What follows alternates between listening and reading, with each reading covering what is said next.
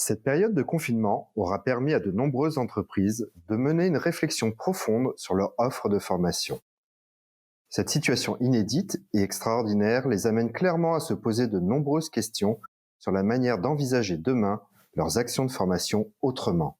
Les formations distancielles, qui étaient encore jusqu'alors que timidement testées par un certain nombre d'entreprises pour des raisons souvent d'ordre technique et logistique, ont pris la part belle ces dernières semaines et les demandes de nos clients se font réellement sentir chez Alain Renault Communication.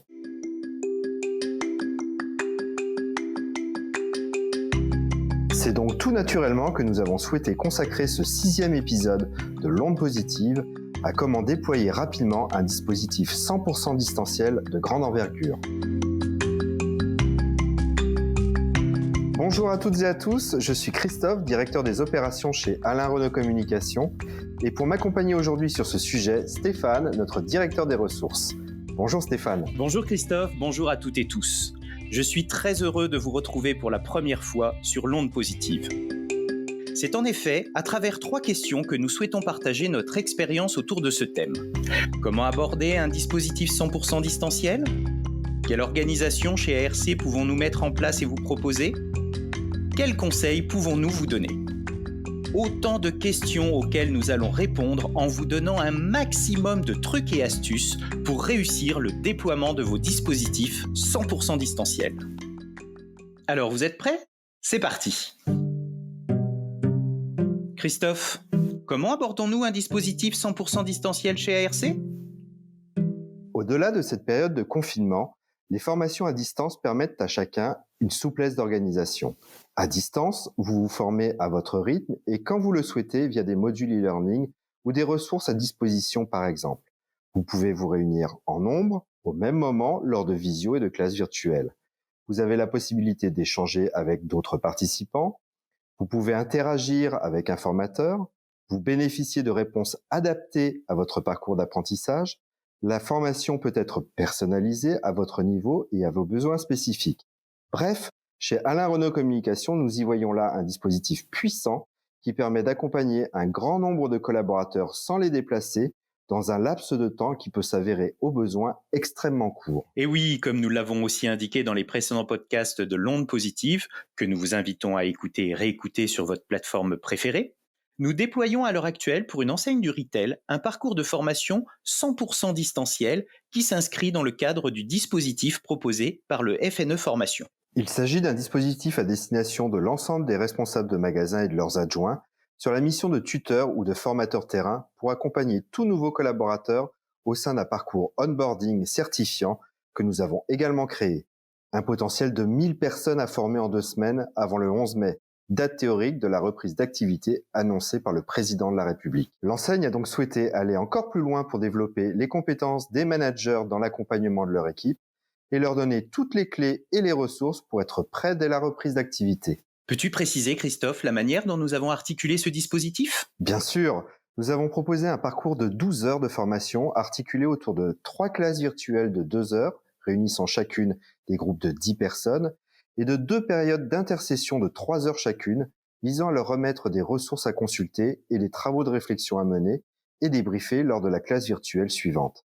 À la fin du parcours, un module e-learning de 10 minutes, créé sur mesure, leur est accessible pour leur permettre de garder en mémoire les messages clés à retenir. Et à ce jour, c'est près de 80 sessions programmées de 3 classes virtuelles, soit 240 classes de 2 heures chacune qui sont animées par nos équipes Alain Renault Communication. Justement Stéphane, 240 classes en 2 semaines, c'est énorme. Comment chez ARC nous sommes-nous organisés pour créer et déployer un tel dispositif ? Avant ce projet, nous avions imaginé et réfléchi à plusieurs scénarios possibles. Une fois la proposition écrite, envoyée et acceptée, c'est désormais place à l'action. Nous avons monté en interne en quelques jours une équipe en ordre de marche pour un travail de création optimale en mode projet. Et surtout, toujours en lien avec le client qui devait aussi jouer le jeu. Notre équipe pédagogique, avec Orlane notamment, l'une de nos chefs de projet formation pour scénariser les classes virtuelles, les intercessions et piloter tous les échanges de validation avec le client, et notre équipe multimédia pour produire graphiquement et techniquement l'ensemble des ressources. Nous avons dû également mobiliser très rapidement l'ensemble des directeurs régionaux de l'enseigne sur l'ensemble de la démarche par le biais de visioconférences par groupe de 10. Nous les avons missionnés aussi pour contacter l'ensemble de leur équipe pour leur expliquer et promouvoir le dispositif et les inviter à s'inscrire. Et ça a marché.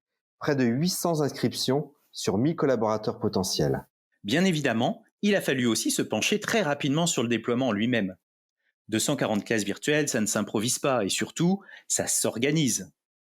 Compte tenu du volume et du timing, nous avions besoin de monter une équipe d'une quinzaine de formateurs pour animer ces classes. Chez Alain Renaud Communication, nous travaillons avec une équipe d'une cinquantaine de consultants formateurs partenaires qui nous accompagnent régulièrement sur les gros déploiements, notamment en présentiel. Cette fois-ci, nous avons challengé certains d'entre eux par le biais d'échantillons d'animation de classes virtuelles auxquels ils se sont prêtés avec plaisir afin de sentir leur capacité à nous accompagner sur cette opération en 100% distanciel. Et le résultat a tenu toutes ses promesses. Nous avons retenu 16 consultants formateurs, nous leur avons remis en main l'ensemble du dispositif et les outils associés il y a quelques jours, sous la forme d'une visio de près de 3 heures. Dès lors, la programmation était lancée grâce à l'action remarquable de Magali, notre coordinatrice formation en interne, dont la mission a été de programmer en moins de 2 jours 240 créneaux pour les 16 formateurs retenus. Bravo Mag! Le déploiement est lancé depuis une semaine, plus de 120 classes ont déjà été animées. Les retours sont hyper positifs, aussi bien pour les apprenants que pour les formateurs. Une vraie réussite. Alors Stéphane, quels conseils pouvons-nous donner à nos auditeurs ? Il est clair que ce dispositif a pu être lancé parce que nous étions dans une période exceptionnelle. La volonté de l'enseigne était de pouvoir continuer à développer les compétences de ses managers, à garder du lien dans un contexte un peu particulier, à travers une démarche qui devait être compatible avec le respect des règles de confinement. Mais gardons à l'esprit que les classes virtuelles doivent s'inscrire dans le cadre d'un dispositif blended si on veut en tirer tous les bénéfices. Elles doivent venir en complément d'autres modes d'apprentissage tels que le présentiel, l'accompagnement sur le terrain, du digital learning. C'est ce que nous avons malgré tout essayé de faire dans ce dispositif en intégrant des travaux intersessions et un module e-learning en ressources complémentaires. Je rajouterais qu'il est extrêmement important de soigner aussi l'ensemble du process logistique et administratif. Il importe de bien cadrer le dispositif pour que chaque action de formation distancielle soit prise en charge par l'OPCO et le FNE.